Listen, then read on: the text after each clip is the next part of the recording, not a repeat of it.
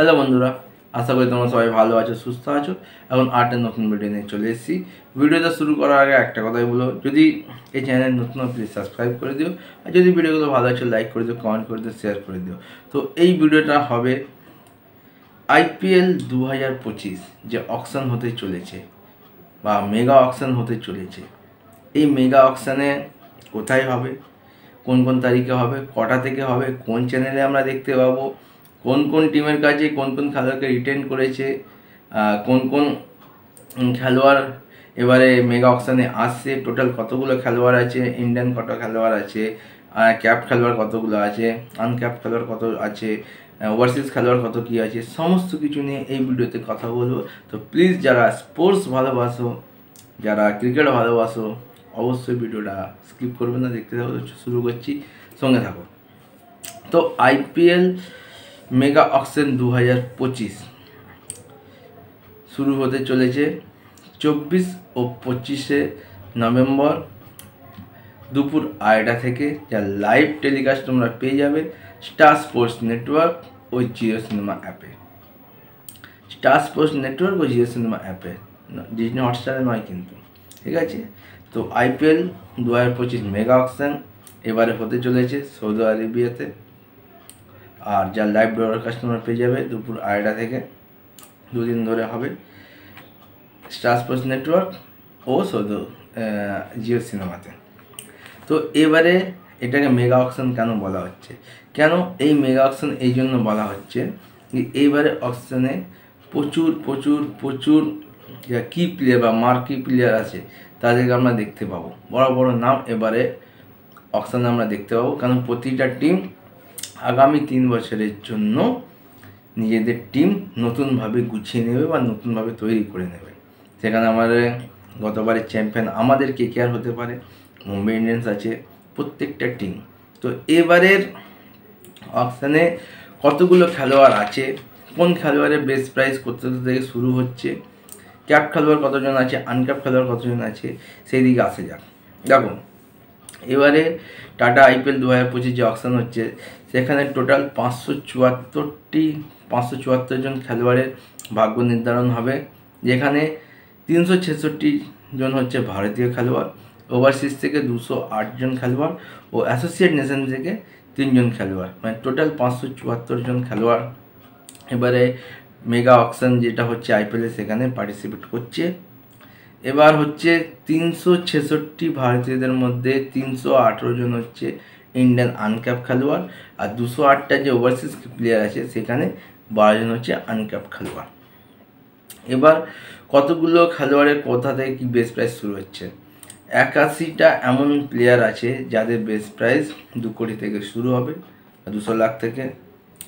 27 জন player এমন আছে যাদের বেস্ট প্রাইস 1.50 মানে 1.5 কোটি থেকে বা শুরু হবে।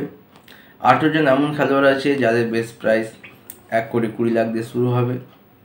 23 জন এমন প্লেয়ার আছে যাদের বেস্ট প্রাইস 1 কোটি দিয়ে শুরু হবে। 92 জন এমন খেলোয়াড় আছে যাদের বেস্ট প্রাইস 75 লাখ দিয়ে শুরু হবে। 8 জন এমন খেলোয়াড় আছে যাদের বেস্ট প্রাইস 50 লাখ দিয়ে শুরু হবে।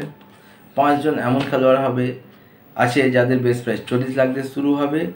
আর 320 জন প্লেয়ার আছে যাদের বেস্ট প্রাইস 30 লাখ দিয়ে শুরু হবে।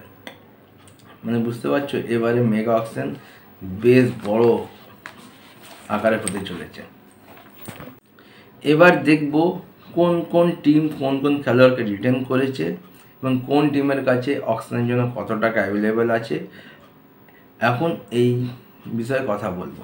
যদি প্রথমে আসি, আমাদের 5 বারের IPL চ্যাম্পিয়ন মুম্বাই ইন্ডিয়ান্স কোন কোন খেলোয়াড়কে রিটার্ন করেছে এবং কত টাকা দিয়ে রিটার্ন করেছে, তাদের এখন কত টাকা বাকি আছে মানে অ্যাকাউন্টে আছে। যদি দেখি, জসপ্রীত বুমরা 18 কোটি টাকা দিয়ে রিটার্ন করেছে, সূর্যকুমার যাদব 16 কোটি 35 লাখ রিটার্ন হয়েছে, হার্দিক পান্ডিয়া 16 কোটি 35 লাখ রিটার্ন হয়েছে, রোহিত শর্মা যাকে 16 কোটি 30 লাখ দিয়ে রিটার্ন করা হয়েছে এবং তিলক বর্মা 8 কোটি টাকা দিয়ে রিটার্ন করা হয়েছে।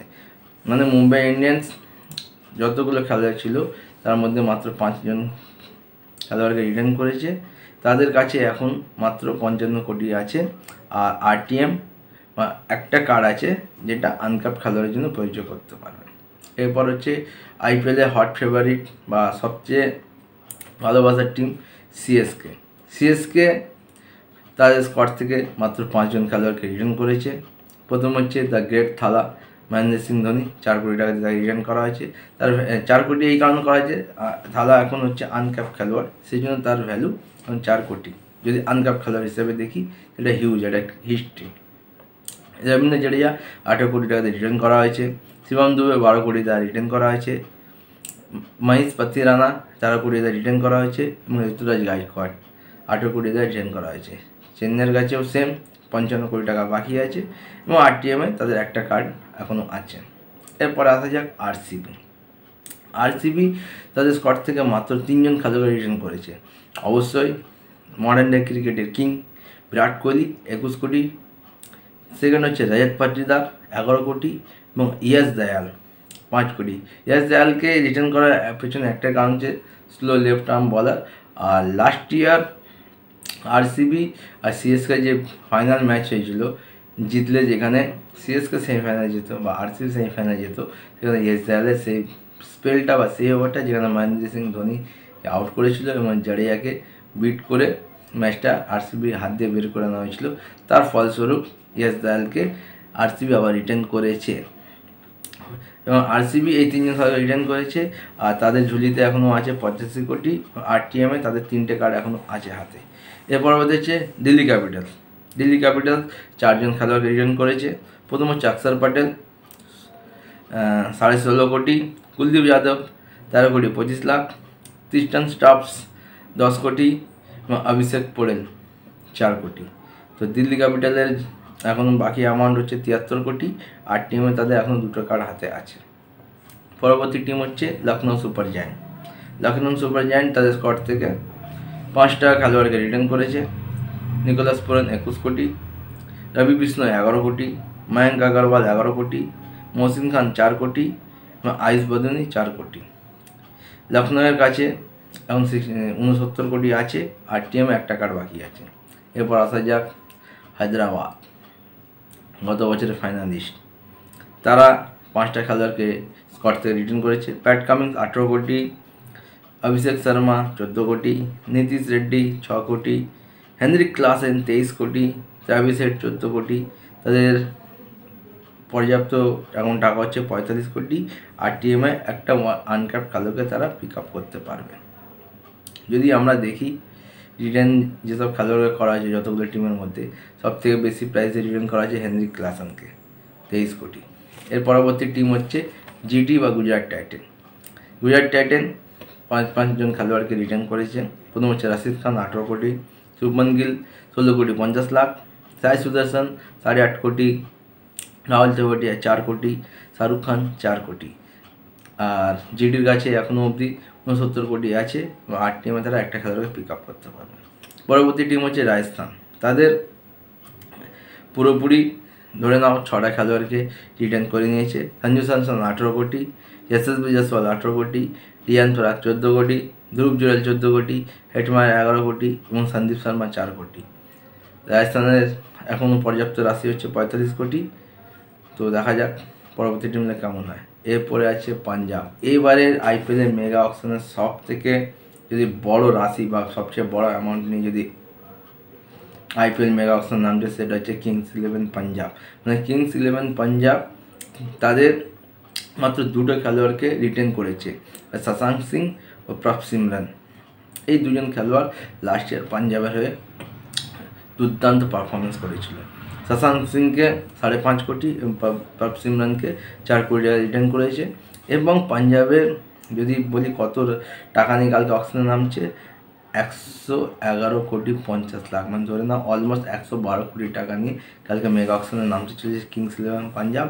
তো সবাই একদিকে, আর পাঞ্জাব কালকে একটা আলাদা ধরনের অকশন করবে। এবার লাস্ট হচ্ছে কেকেআর, মানে আমাদের টিম ডিফেন্ডিং চ্যাম্পিয়ন কোন খেলোয়াড়কে রিটেন করেছে। কেকেআরের কাছে রিটেন করার জন্য খুব চাপ ছিল, কারণ কেকেআর লাস্ট ইয়ারে প্রত্যেকটা খেলোয়াড় দুর্দান্ত পারফরমেন্স করেছে। তার মধ্যে দিয়ে যে 6 জনকে কলকাতা রিটার্ন করেছে আমরা সবাই জানি, যারা ফলো করি ক্রিকেট ভালোবাসি, যারা আইপিএল ফলো করি, যারা কেকেআরকে ভালোবাসি, আমরা সবাই জেনে গেছি কেকেআর ইতিমধ্যে কোন 6জনকে আমরা রিটেন করেছি। প্রথমে অবশ্যই আসছে আমাদের রিঙ্কু সিং 13 কোটি, বরুণ চক্রবর্তী 12 কোটি, সুনীল নারায়ণ 12 কোটি, আন্দ্রে রাসেল 12 কোটি, হর্ষিত রানা 4 কোটি, রমনদীপ সিং 4 কোটি।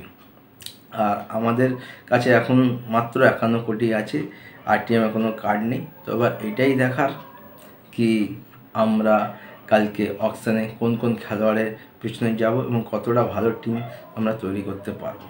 তো এটাতে গেল কোন টিম কোন কোন খেলোয়াড়কে রিটেন করেছে। আর আরেকবার বলে দিচ্ছি, এবারে আইপিএলের মেগা অকশন হতে চলেছে 24 ও 25 নভেম্বর বেলা 2:30 থেকে। সরাসরি সম্প্রচার দেখতে পাবো স্টার স্পোর্টস নেটওয়ার্ক ও জিও সিনেমা অ্যাপে। তো যদি তোমাদেরকে ভিডিওগুলো ভালো লাগছে, কারা কারা কালকে অকশন দেখবে, তোমাদের কি মনে হচ্ছে এই কোন টিম কোন কোন খেলোয়াড়কে পিক আপ করতে পারে, আমাকে কমেন্ট করে জানাতে পারো। হ্যাঁ, আর ফাইনাল আসল কথা বলতে ভুলে গেলাম যে এবারে যে মার্কি প্লেয়ার, যাকে বলে কি প্লেয়ার, টোটাল 12 জন মার্কি প্লেয়ারকে সিলেক্ট করা হয়েছে। তাদের নামগুলো বলে দিই, মানে যাদের পেছনে যে সবগুলো টিম সবচেয়ে বেশি দৌড়াবে এবং যাদের প্রাইস 2 গুণ থেকে 3 গুণ, 4 গুণ থেকে 5 গুণ, এমনকি 10 গুণও বেড়ে যেতে পারে। প্রথম নাম হচ্ছে ঋষভ পন্থ, সেকেন্ড নাম হচ্ছে defending champion Kolkata Shreyas Iyer, third হচ্ছে জস বাটলার, ফোর্থ হচ্ছে হর্ষদীপ সিং, 5 হচ্ছে Kagiso Rabada, Mitchell Starc, KL Rahul, Yuzvendra Chahal, Liam Livingstone, David Miller, Mohammed Shami ও মোহাম্মদ সিরাজ। এই যে 12টা নাম বললাম না, এই 12টা নাম যখন আসবে প্রত্যেকটা টিম কিন্তু ঝাঁপিয়ে পড়বে। তো কালকে চলো মেগা অকশনের দিকে আমরা সবাই তাকিয়েছি, বিশেষ করে আমি তো খুব এক্সাইটেড, বিশেষ করে কলকাতা, মুম্বাই, সিএসকে এই 3টে টিম কীরমভাবে তাদের টিমটা গোছায় আগামী 3 বছরের জন্য, সেটাই দেখার। আর পাঞ্জাব তো একটা আলাদাই গেম খেলবে। তো ভালো থাকো, দেখা হচ্ছে নতুন টাটা।